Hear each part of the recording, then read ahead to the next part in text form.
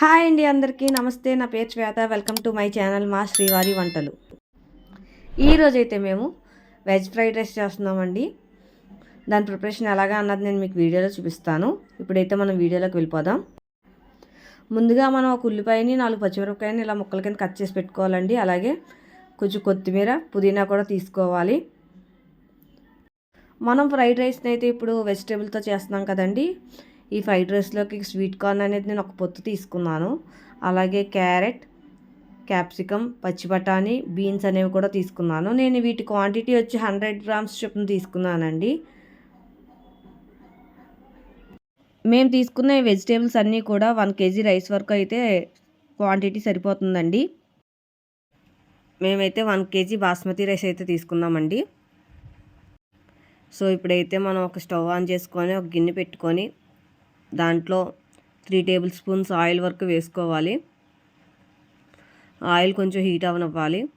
Oil heat అయ్యాక మనం cut చేసి పెట్టుకున్న ఉల్లిపాయ ముక్కల్ని, పచ్చిమిరపకాయ ముక్కల్ని వేసి వేయించుకోవాలి. ఈ రెండింటినీ కూడా బాగా వేయించుకోవాలి. ఫ్రైడ్ రైస్ ప్రిపరేషన్ మొత్తం కూడా మా వారే చేస్తున్నారండి. మా పాపకి ఇలా చేస్తే చాలా ఇష్టం అనమాట. సో అందుకని ఆయనే దగ్గరుండి ప్రిపేర్ చేస్తున్నారు. ఈ ఫ్రైడ్ రైస్లో అయితే మేము ఎటువంటి మసాలాలు అయితే యూస్ చేయలేదండి. చాలా సింపుల్గా పిల్లలకు నచ్చే విధంగా కూడా ఉంటుంది రెసిపీ. సో ఒకసారి మీ ఇంట్లో ట్రై చేసి చూడండి. టేస్ట్ అయితే చాలా బాగుంటుంది. పిల్లలకైతే బాగా నచ్చుతుంది. ఉల్లిపాయలు ఇలా వేగితే సరిపోతుందండి. ఇప్పుడు ఇందులోకి మనం కట్ చేసి పెట్టుకున్న వెజిటేబుల్స్ అన్నీ కూడా వేసేసుకోవాలి.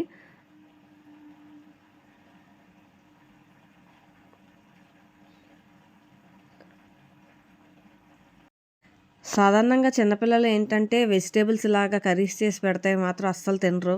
కానీ వెజిటేబుల్స్ వల్ల చాలా పోషకాలు అనేవి మనకి అందుతాయి. వాళ్ళకి చెప్పినా కూడా ఏంటంటే చిన్నపిల్లలు కాబట్టి అర్థం చేసుకోరు. సో ఇలా అయితే కనుక పిల్లలు ఇష్టంగా కూడా తింటారు. మా పాప అయితే కర్రీస్ వైజ్ అయితే అస్సలు తినదండి. వెజిటేబుల్స్ అనేవి పక్కకి వేరి వేరి పెడుతుంది. ఇలా కనుక చేస్తే కనుక ఖచ్చితంగా తింటుంది. రైస్తో పాటు మిక్స్ అయిపోతాయి కాబట్టి అది తినేస్తుంది అనమాట. సో అందుకనే వారానికి ఒకసారి మేము ఇలాగా ఫ్రైడ్ రైస్ ప్రిపరేషన్ చేయడానికి ఇంట్రెస్ట్ చూపిస్తారు మా వారు పాప కోసమని. ఇప్పుడైతే ఇందులో కొంచెం పుదీనా, కొంచెం కొత్తిమీర వేసుకోవాలండి. ఈ విధంగా ఒకసారి ఫ్రైడ్ రైస్ అనేది ఇంట్లో ఒకసారి ట్రై చేసి చూడండి. సేమ్ రెస్టారెంట్ స్టైల్లో లాగే ఉంటుంది టేస్ట్ అనేది. కొత్తిమీర, పుదీనా వేసాక కూడా ఒకసారి అంతా కలుపుకోవాలండి. వెజిటేబుల్స్ అనేవి బాగా మగ్గనివ్వాలి.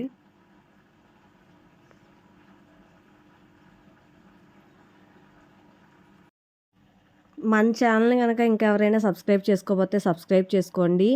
మన వీడియోస్ నచ్చినట్లయితే లైక్ చేయండి, వీలైతే షేర్ చేయండి. ముందు ముందు ఇంకా మంచి వీడియోస్ అయితే మన ఛానల్లో అప్లోడ్ చేస్తామండి.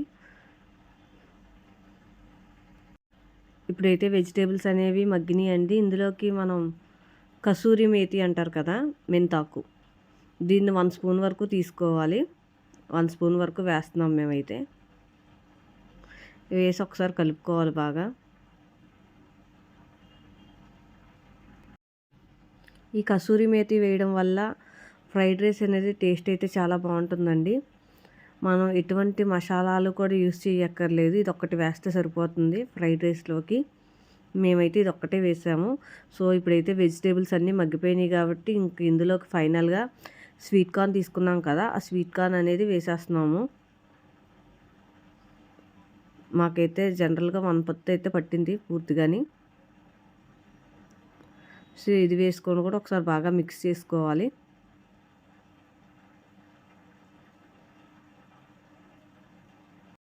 స్వీట్ కార్న్ అనేది మనం ఫ్రైడ్ రైస్ తింటున్నప్పుడు మధ్య మధ్యలో పంటి కింద తగులుతుందండి. టేస్ట్ అయితే చాలా బాగుంటుంది.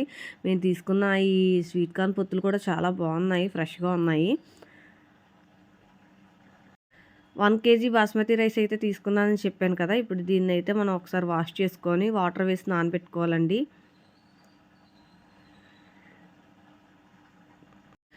ఎక్కువసేపు నానబెట్టుకునే పని ఏమి ఉండదు. అందుకనిసే నేను మధ్యలోంచి నానబెట్టుకునే ప్రాసెస్ అయితే మీకు చూపిస్తున్నాను.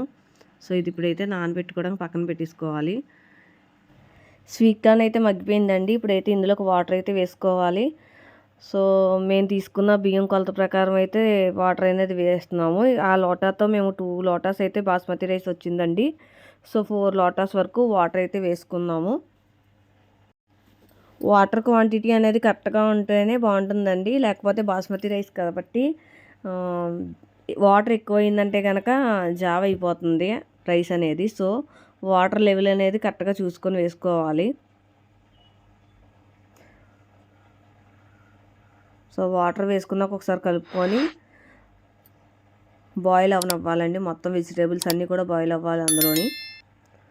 సో ఇలా బాయిల్ అయ్యాక ఒకసారి సాల్ట్ అనేది వేసుకోవాలి. మన టేస్ట్కి తగ్గట్టుగా సాల్ట్ అనేది వేసుకోవాలి. మాకైతే 1½ స్పూన్ వరకు సాల్ట్ అయితే పడింది. సాల్ట్ వేసుకున్నాక కూడా ఒకసారి ఇలా కలుపుకోవాలి.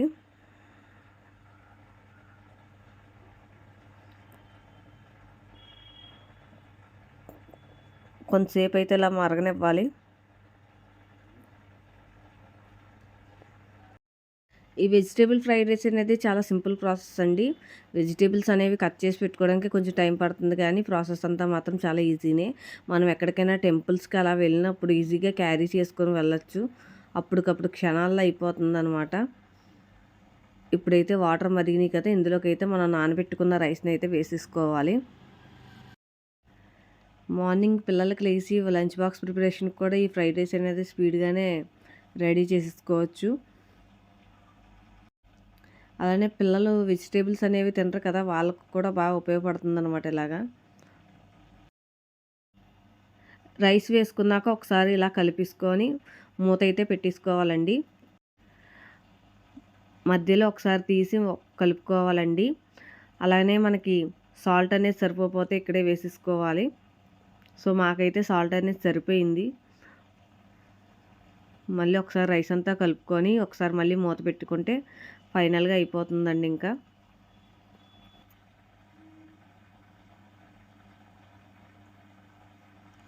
సో ఫైనల్గా మా వారు చేసిన వెజిటేబుల్ ఫ్రైడ్ రైస్ అయితే రెడీ అయిపోయిందండి. ఇప్పుడైతే ఇందులో కొంచెం కొత్తిమీర వేసుకుందాము.